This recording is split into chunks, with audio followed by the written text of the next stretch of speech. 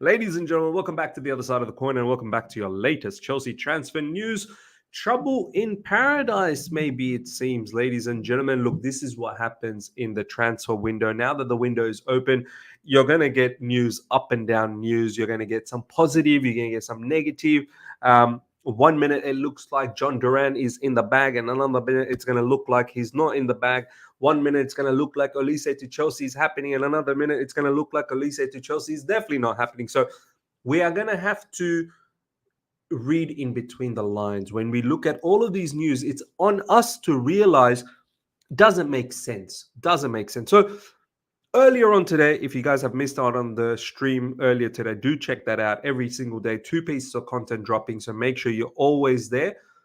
Earlier on today, we heard the news coming from, I believe it was Matt Law, who is stating that pretty much Jhon Duran to Chelsea it looks like it's almost done. And we're going to get a Fabrizio Romano. Here we go very, very soon. Now we're hearing some little bit of topsy-turvy situation happening. So let's have a look at what is this situation all about. Jhon Duran's wage demands are another potential obstacle. Chelsea have been trying to cut their wage bill and have adopted a policy of handing out long and heavy incentivized contracts. There remains a good chance the deal will go through. So look, I don't know who from The Guardian, lately The Guardian, especially when it's Jacob Steinberger, he's been doing some madness. He's been talking a lot of crazy stuff. But yeah, they do end up saying there remains a good chance the deal will go through. So I'm still very, very positive that this deal will happen. But let's dissect some of this information. Jhon Duran's wage demand are another potential obstacle. Really? We saw Jhon Duran's wages earlier on in the stream. I'm going to bring it up again. Let me try and bring this up. Jhon Duran, Aston Villa wage. You'll see, there you go. There you go. Let me just enlarge that a little bit. You'll see, ladies and gentlemen, back when he was in Chicago Fire, he was on 1,863 pounds per week. I mean, wow, crazy, ridiculously low. And then look at the jump from that to Aston Villa. He started earning 30,000 pounds a week. I mean, for Jhon Duran, 30,000 pounds wages, you'd think, why should wages be an obstacle? You know, someone like, even if you double that, which I'm thinking, you know, that's probably a suitable range, 60,000 a week. Some people are saying maybe 75,000.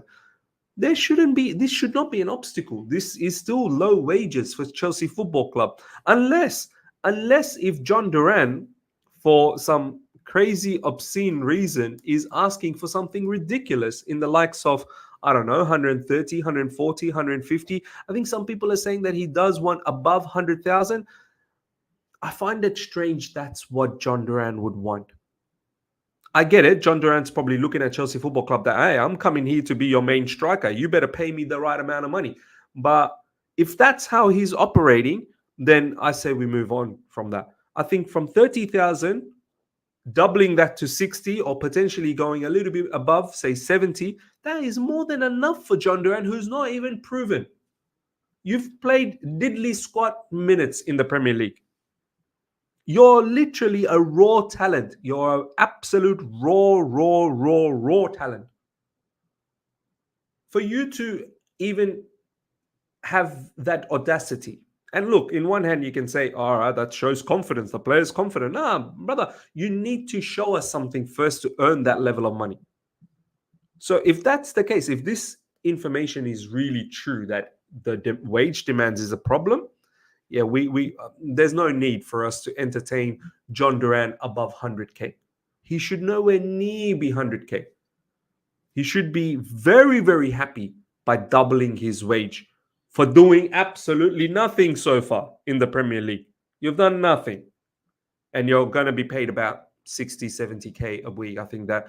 But if that's not the case, I think we need to move on. Chelsea have been trying to cut their wage bill and have adopted a policy of handing out long and heavy incentivized contracts.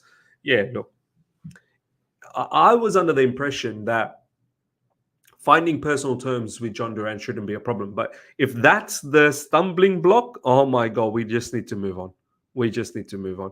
Apparently, we found a a agreement with Aston Villa. Earlier stream, do check that out, where Matt Law was saying that pretty much a 40 million deal for Jhon Duran is done and dusted. We're potentially going to give them players as well, but that all is going to be separate transactions. But potentially they want some of our players. Maybe one, maybe two. Ian Martin's name was thrown around. Obviously, Conor Gallagher's name was thrown around, but Conor Gallagher categorically doesn't want to leave. So that's a different story. I just thought, okay, now that we've found an agreement with Aston Villa, personal terms with a player that desperately wants to come to Chelsea Football Club in the likes of Jhon Duran, a player that I don't think there are other clubs going after him either. Even the Fabrizio Romano said important clubs are calling Jhon Duran.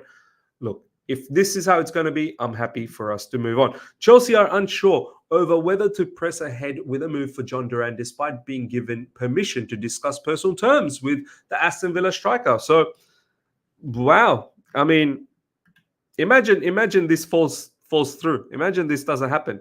I'd be shocked. Look, I think we will find personal terms agreement, and he is not going to get something ridiculous. The wages will have to make sense. That's the way I look at it. Ladies and gentlemen, let me know how much would you guys pay per week at max, knowing what you just saw, what he's on at Aston Villa. How much would you guys be paying him per week for wages?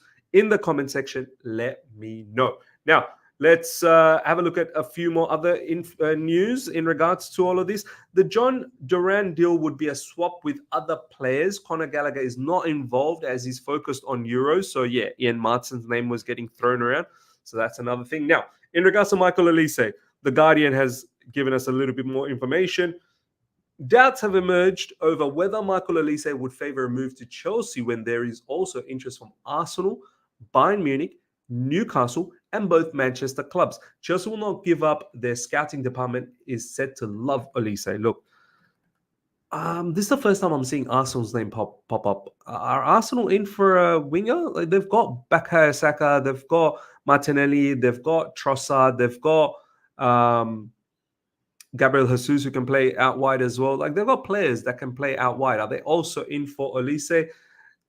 Yeah, I've not seen Arsenal's name pop up, but yeah, Bayern's name obviously we saw recently from David Oinstein, Newcastle's name as well, and the both Manchester clubs. Look, I'm more concerned about the both Manchester clubs. I'm not really concerned about Newcastle or Bayern. And look, at the end of the day, I think Olise wants to stick around in London. He's got his life settled there. His brother is in our academy, so you'd think there's enough links, and Joe Shields knows him. His time in Man City, some of the Man City players know him.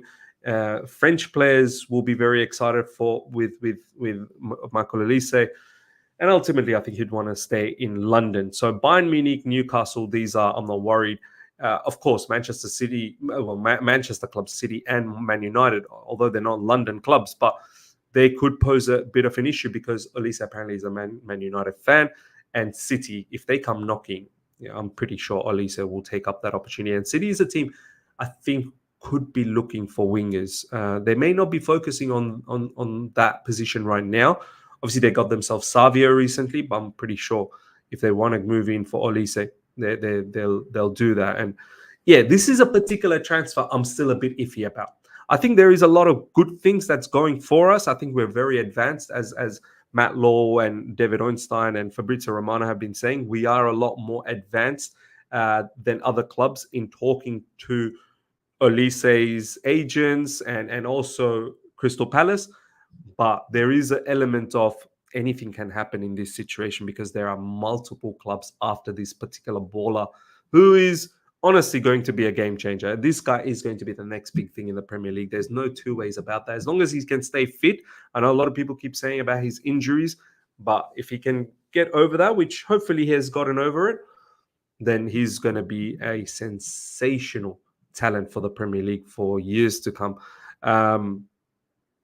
But yeah, look, at the moment, I think the angle that we are taking with Olise is that we're trying to get personal terms agreed with him and then getting him to force Crystal Palace to negotiate with us only. And this whole release clause with Michael Olise is very, very complex because there's a whole heap of other different parties that are involved. Apparently, his previous club, Reading, is also in line to get some money from that release clause, and Olise himself is in line to get some money from that release clause, and obviously Crystal Palace is in line to get money from this transaction, of course, from this release clause. So it is a bit complex, and apparently it's only there for Champions League clubs. So Chelsea are not a Champions League club. So what happens then?